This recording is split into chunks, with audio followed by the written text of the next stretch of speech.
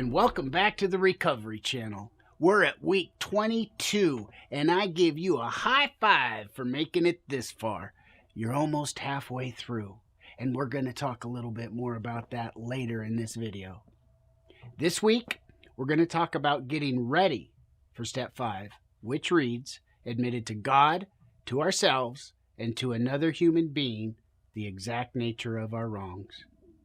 Now, we can't do this step unless we've finished our inventory. So hopefully you've completed that. If not, get that wrapped up before you go any further with our videos. Your inventory will be the foundation. It will be the foundation for the next 5 steps. If you have finished your inventory, great work. That was a very courageous step to take that deep and personal look within. Well, thanks, Chris. That was pretty darn courageous.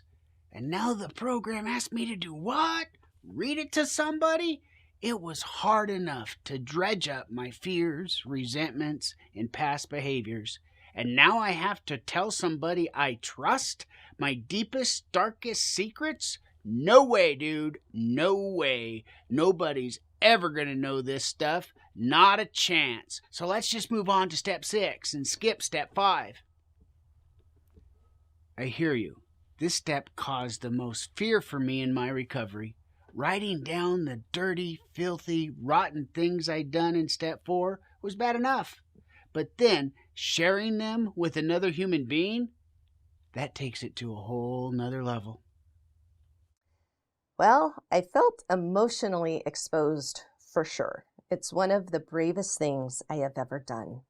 To tell everything without smoothing or glossing it over was just so raw for me. Maybe this will help. Remember, step 5 says admitted to God, to ourselves, and to another human being. It does not say our entire 12-step home group. It doesn't say we share with our family, our co-workers, or even with our friends. Just one other human being.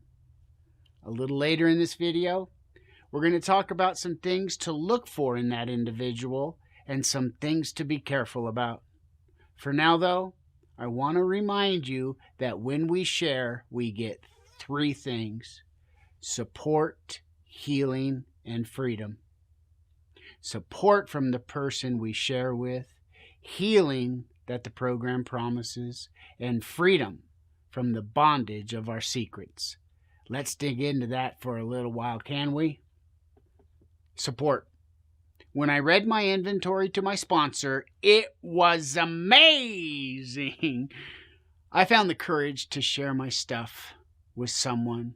When I shared, I got his support. He could relate with my story and had done similar things in his past. And I wasn't even halfway through.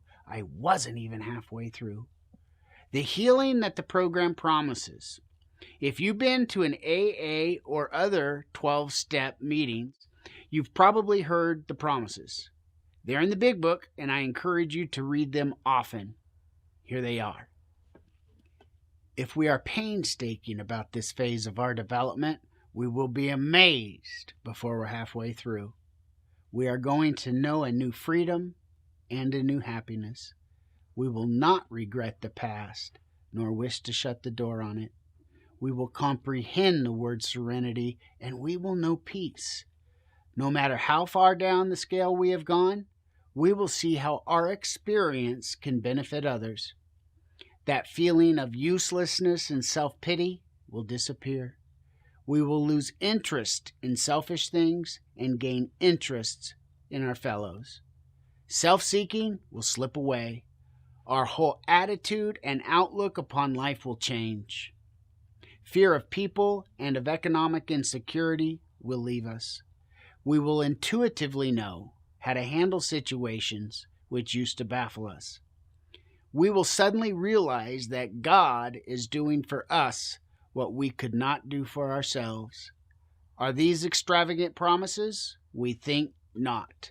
They are being fulfilled among us, sometimes quickly, sometimes slowly, but they will always materialize if we work for them. The first promise is the one I hold on to. It says if you're painstaking about this phase of your development, you'll be amazed before you're halfway through. For me, being selfish, self-centered, self-seeking, impulsive, and impatient, I wanted to be amazed before I was halfway through. Sure enough, I was. When that happens for you is between you and your higher power. But it does happen. It's a promise from the God of your understanding, who knows who you are and loves you anyway, cares about you and wants you to recover from a hopeless state of mind and body. Freedom. We are going to know a new freedom and a new happiness. That's the second promise. Someone said, you're only as sick as your secrets. If you tell somebody everything there is to know, they're not secrets anymore. And you can begin to gain freedom from the bondage that they have caused our lives. The definition of bondage is the state of being bound by or subject to some external power or control. That was our addiction and self-will up until now. We were selfish, self-centered, self-seeking, controlled by self-will, which almost always failed us. We're going to break that bondage by getting everything out in the open, by coming clean. The process of working each step in this program is life-changing. It has helped countless people achieve and sustain lasting sobriety and the serenity we so desire. As we've said, sobriety is much more than just not using your drug of choice. It's living a life of peace and serenity. We didn't get into recovery to be miserable. We want to be happy. Let me share with you the second promise again. We are going to know a new freedom and a new happiness. Step 5 takes courage.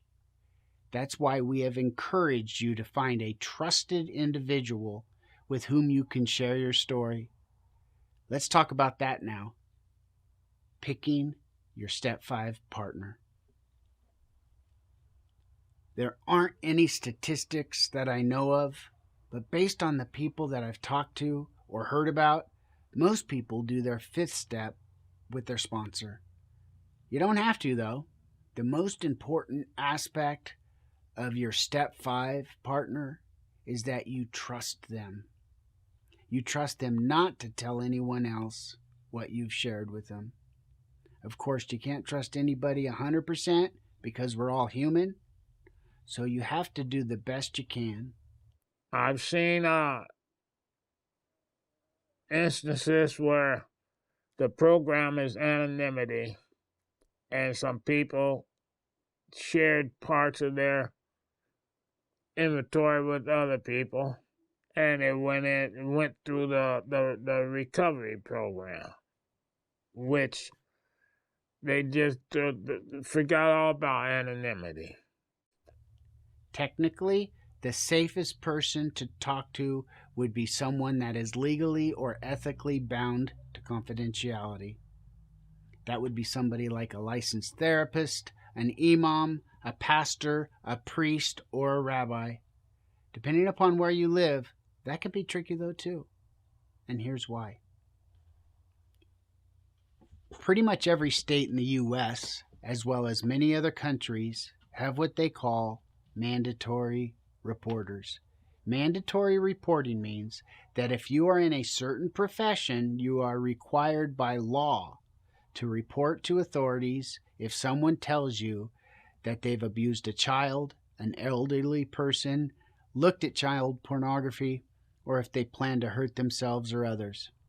Unfortunately, mandatory reporting professionals are the same people we talked about before, like therapists and clergy. But it can also include teachers, doctors, and law enforcement. If there is something in your inventory that might be reportable, be very careful with whom you share.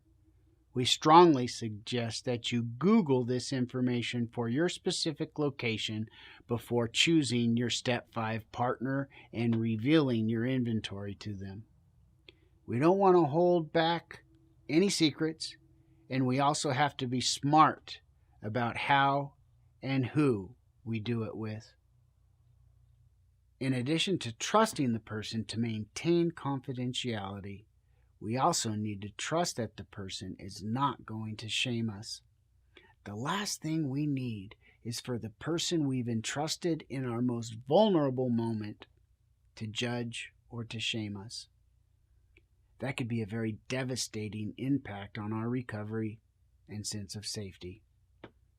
This is so important that next week we're going to spend time addressing your Step 5 partner to give them instructions on how they are to receive your story. Please make sure that they watch that video before you do your Step 5 with them, even if they've done one before. Okay, everyone, your homework for this week is to figure out who your Step 5 partner is going to be. Remember, trust is number one, and keep in mind the things that we've told you today. It might take a little research on your part. Next week, Phil is going to talk about the logistics of conducting your 5th step and talk directly to the person that will be hearing your 5th step. And please remember, this is lesson 22, and you're almost halfway through, because recovery is possible today.